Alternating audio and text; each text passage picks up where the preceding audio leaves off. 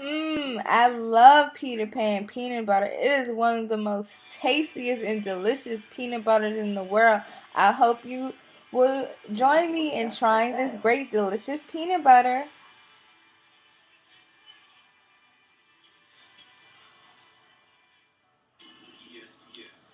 Look what I have. Peter Pan peanut butter. I wouldn't mind giving this a little try. Mmm. Oh, it smells so good. Let me just give it a little taste.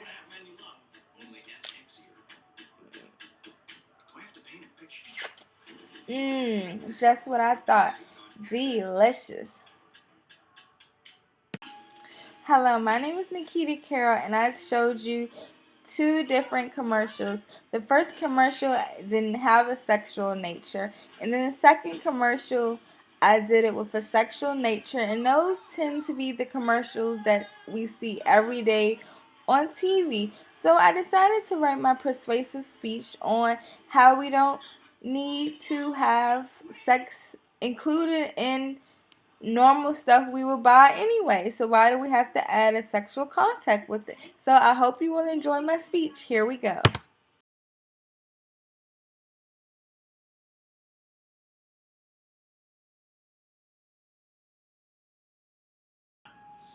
Let's take for instance, why is it that certain commercials do not need to have a sexual nature in them and others do?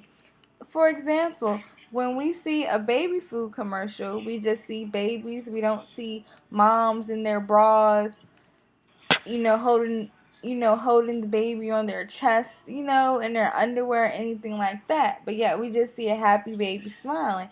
But yet if somebody is trying to sell a new brand of perfume, you'll see a sexual nature, like a girl with her top off, maybe a guy with her top off, them kissing or interacting or whatever like that. But if I feel if you still want the perfume, it doesn't matter how the ad looks for you to buy it. So why is it that all you see is this sex, sex, sex, sex? Everything is just sex driven.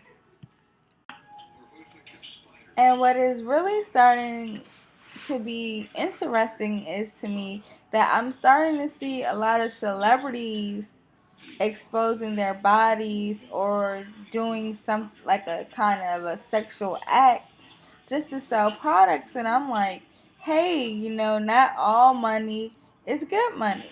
So it's like millions and millions of people look at celebrities, and nowadays if they continue to show that sex sells, then people will continue to constantly think that it does, and it doesn't have to sell. You don't have to use sex to sell something. What happened to showing a hard-working person just what happened to showing a hard-working person just taking their money to go buy, let's say, a perfume? Why can't that be ad? Why does it have to constantly be something sexual?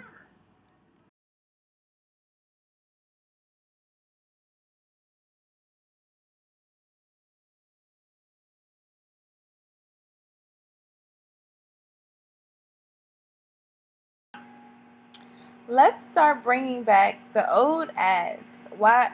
I mean, let's think about it. Before sex even started becoming the biggest thing in advertisement, they had regular, normal people just doing normal, regular things.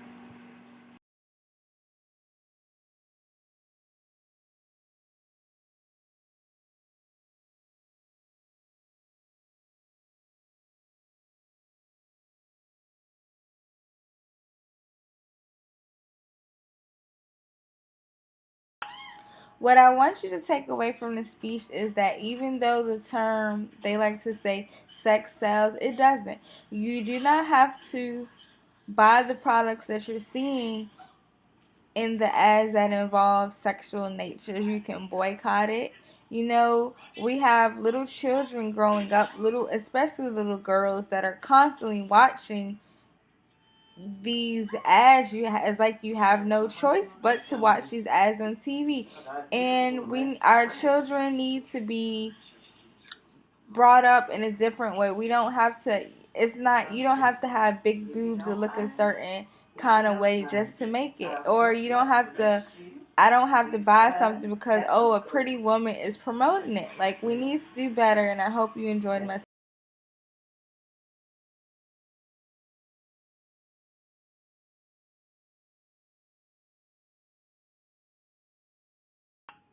Hello, my name is Nikita Carroll, and today I will be doing my informative speech about prescription drug abuse here in America.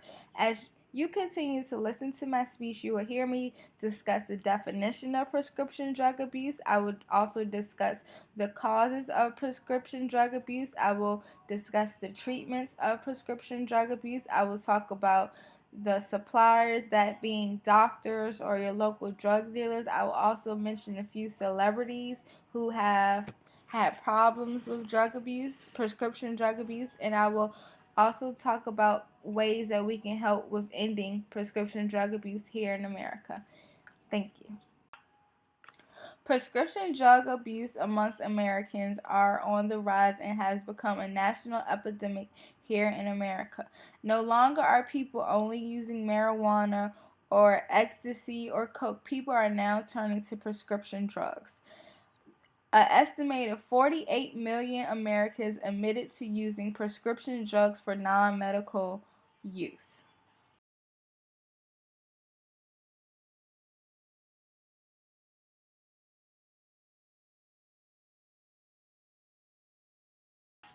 Drug abuse is a pattern use of a drug in which the user consumes the substance in amounts or which methods are harmful to themselves or others.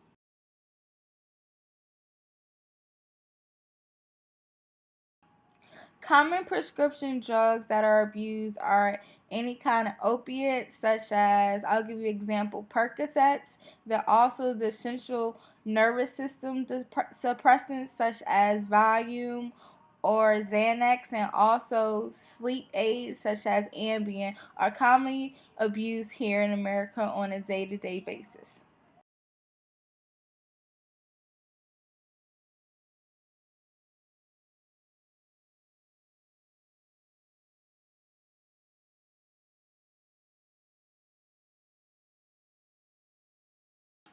You may ask, where do you obtain prescription drugs from? And there are two sources, maybe even a third source. Most of the time, people obtain prescription drugs from their doctors. Second, if they cannot get it from their doctors, they'll go to like a street pharmacist or a street drug dealer. Thirdly, sometimes people will actually go into their family member cabinets and try to find prescription drugs and take it that way. But let's get back to the doctors. With the doctors, some pharmaceutical companies actually gives the doctors free things or extra money or benefits of prescribing certain drugs to them. So some doctors are more will give more narcotic prescriptions out than other doctors. Then with the street pharmacist, if a doctor will not give you a prescription to get a narcotic, then the street pharmacist will sell it to you. Typically, the street pharmacists tend to sell it for more than what you can get it from at the pharmacy. And thirdly, if people don't have money to go to a street pharmacist, or if the doctor continues to tell them no, they can't have prescription drugs, they will take it, they will steal it, they will go through people purses. It's pretty much, they're like an addict. That's what they're doing.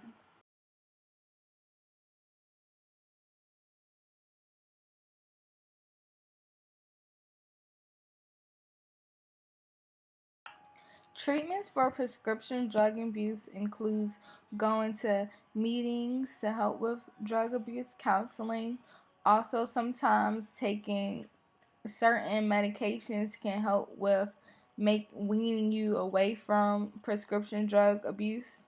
Also, support from your family members whenever, if you suspect anybody of abusing drugs, um, have an intervention with them. Also, when going to the doctor, if you, let's say you have a aching back or something like back pain or something like that, you don't always have to ask for a narcotic, you can ask for a low dose narcotic, or you can ask for something like Tylenol or something like that, or maybe ask the doctor ways that are there any ways other than use of a narcotic to help relieve with pain.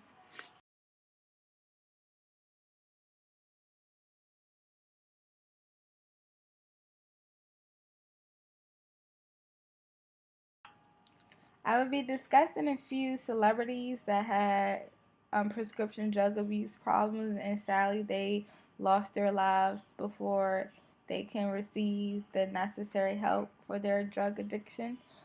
First, we'll start off with Anna Nicole Smith. As you all may know, she was the famous Playboy Bunny. She did a couple of movies. I think at one time she even had her own show. But when she passed away, she had at least 9 different prescription drugs in her system. One of them being Ativan, which helps with depression and sleepiness, if I'm not mistaken. And also, let's talk about a very, very famous person, which was Michael Jackson, who his drug of choice was Propofol, which is only supposed to be used when you're having surgery and put under.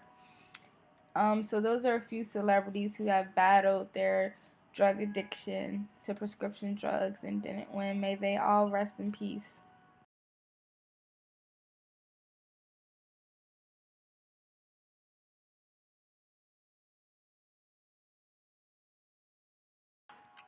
Hopefully my informative speech helps you by informing you about prescription drug abuse here in America. And if you know anybody or suspect anybody of using or having a prescription drug abuse problem, please seek in getting them help. Thank you. Sources that I use for my informative speech about prescription drug abuse in America includes Wikipedia and also WebMD.